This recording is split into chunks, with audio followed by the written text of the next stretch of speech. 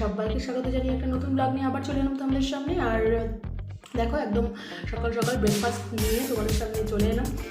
কালকে রাতে একটু ঘুগনি বানিয়েছিলাম, সেটা তোমাদের বলেছিলাম তো আগে ব্লগে। তো সেই ঘুগনিটা একটু রয়ে গেছে, সেটা সকালবেলাতে খেয়ে নেবো। একটু পরোটা এনেছে আমি, তো পরোটার দোকান থেকে যে তরকারিটা দেয় সেটা আমাদের কাছে অতটাও ভালো লাগে না। তো পরোটা দিয়ে ঘুগনিটা দিয়ে আছে দারুণ, আজকে একটা মানে ভালোই ব্রেকফাস্ট হবে। এখন অলরেডি 11টা বাজতে যায়, তো এখন রান্নাবান্না কিছুই শুরু করা হয়নি, তোমরা দেখতেই পাচ্ছ। এখন টিফিন নিয়ে আমরা বসে আছি, তো চলো চটপট করে টিফিনটা খেয়ে নিই, তারপরে আবার তোমাদের সামনে আসছি। কখন আসবো জানি না, অনেক কাজ বাকি, অনেক কিছু বাকি, তো কখন আসতে পারবো জানি না, আসবো এইটুকু জানি। তো চলো চটপট করে খেয়ে নেওয়া যাক।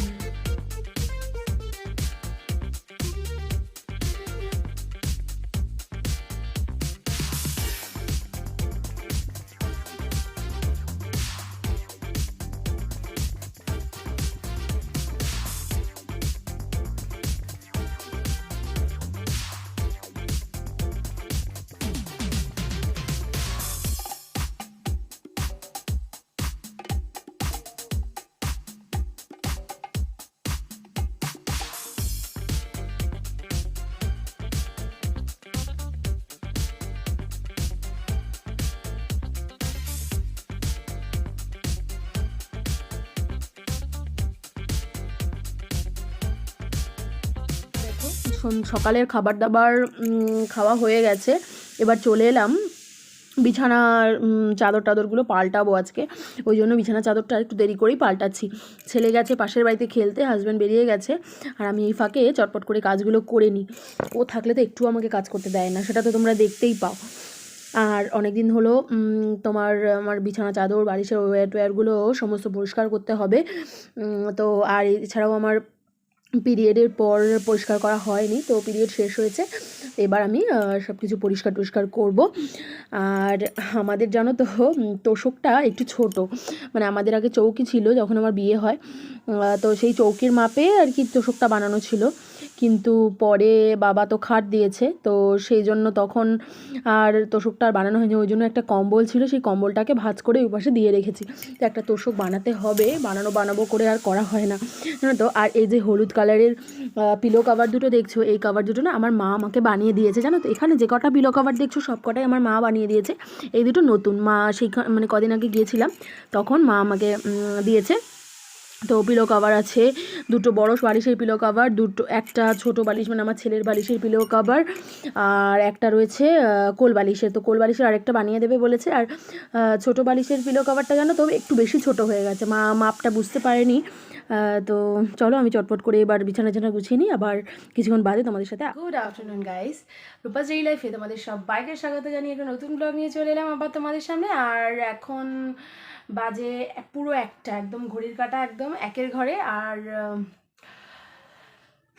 আজকে তারিখ হচ্ছে 16ই নভেম্বর, আর আজকে বার হচ্ছে মঙ্গলবার।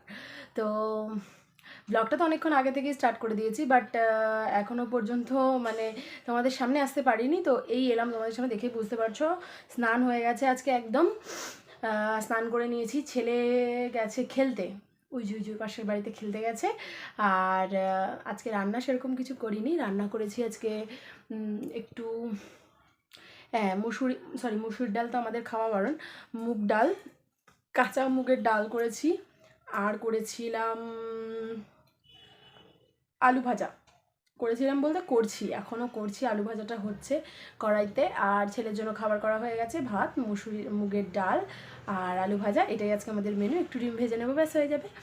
তো এটাই তো আজকের মেনু, মানে হালকা পাতলা খেতে ইচ্ছা করছে। আর কালকে তো গিয়েছিলাম ইয়ে করতে, মানে আমার ভাইয়ের হ্যাপি বার্থডে ছিল, তো ওই জন্য সেখানে গিয়েছিলাম। আর সেখানে সেটা তোমরা অলরেডি দেখে ফেলেছি সেই ব্লগটা। তো সেখানে একটু কিছু রিচ খাওয়া হয়েছে, রিচ বলতে কি খাওয়া দাওয়া সেরকম কিছু হয়নি, এটা ওটা অনেক কিছু খাওয়া হয়েছে। কেক বানিয়েছিল সেটা খেয়েছি, তারপরে চপ খেয়েছি, মাছের চপ, ডিমের চপ, নানান রকম খাওয়া হয়েছে। বাড়ি এসে আবার একটু বিরিয়ানি খেয়ে নিয়েছি। তো যাই হোক, সব মিলিয়ে আর কি একটু পেটের অবস্থাটা খুব একটা ভালো নেই, আবার যে খারাপও সেটাও বলবো না, কিন্তু তবু হালকা পাতলা খেতে ইচ্ছা করছে। তো সেটাই আজকে হাজব্যান্ড বলছিল কী আনবো, মাছ আনবো না কি, আমি বলছি না মাছটা আনতে হবে না, এমনি জাস্ট একটু কিছু হালকা পাতলা করি, আজকের দিনটা খাই, কালকে আবার মাছ এনো। তো বললো ঠিক আছে, কালকে আবার কার্তিক পুজো,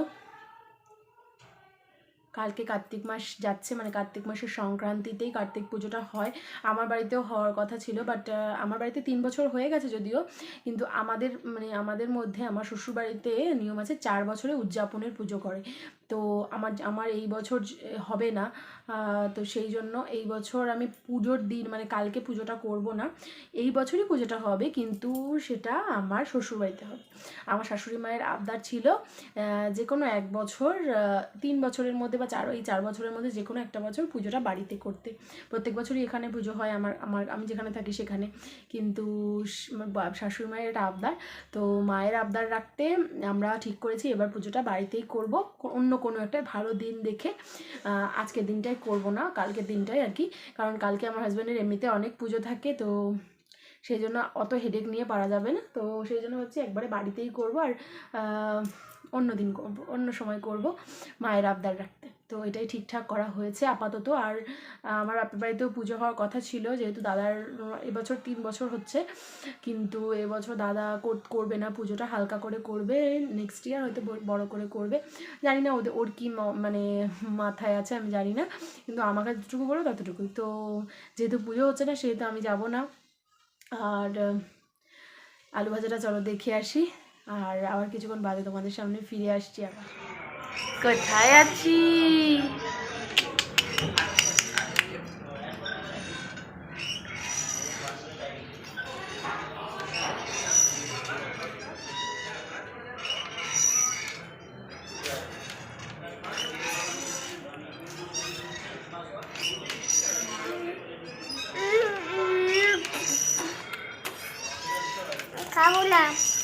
খেতে কে বলেছে কথা?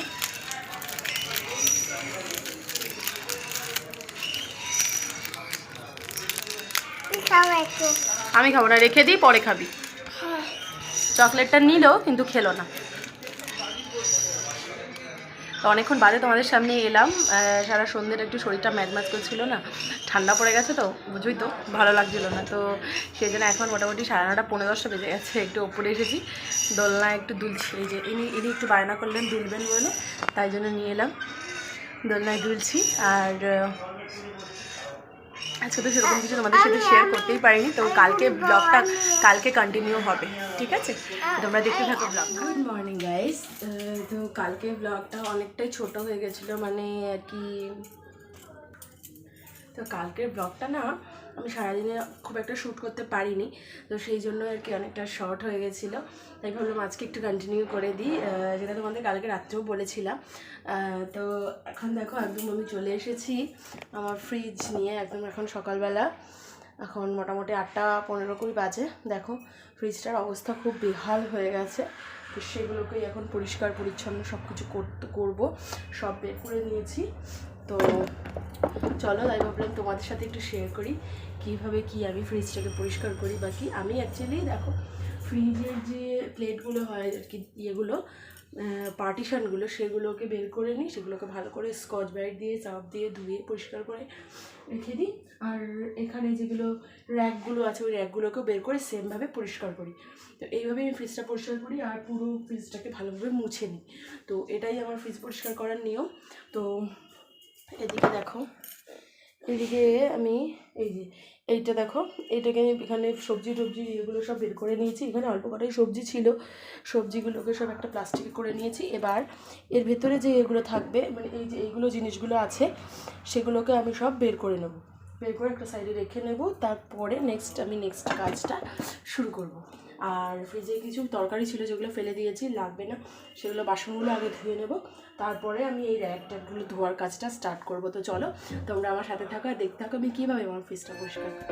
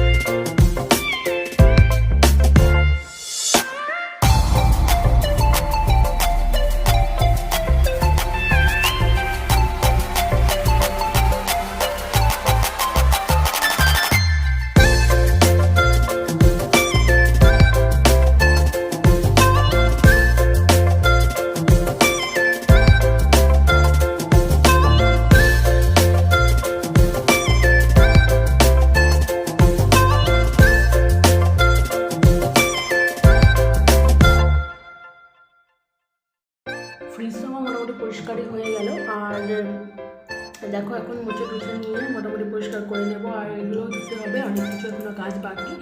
ভিডিওটা এবার অনেকটা বড় হয়ে যাবে। তো চলো ভিডিওটা আজকে এখানে এন্ড করি, নেক্সট ব্লগে আবার তোমাদের সাথে দেখা হবে। ততক্ষণ পর্যন্ত তোমরা ভালো থেকো, সুস্থ থেকো, টাটা, বাই বাই।